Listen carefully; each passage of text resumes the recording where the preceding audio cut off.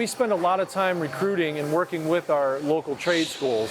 And one of the great things that we've seen out of it is that they're both local trade schools that we have are both using all Haas machines. So one of the trade schools, one of the local community colleges, they've got a high school program and a college program, and they just bought 13 Haas CNCs, which is great for us because the students coming out of the high school program and the college program, they're being trained on those machines. So when they come into our facility, they feel very comfortable.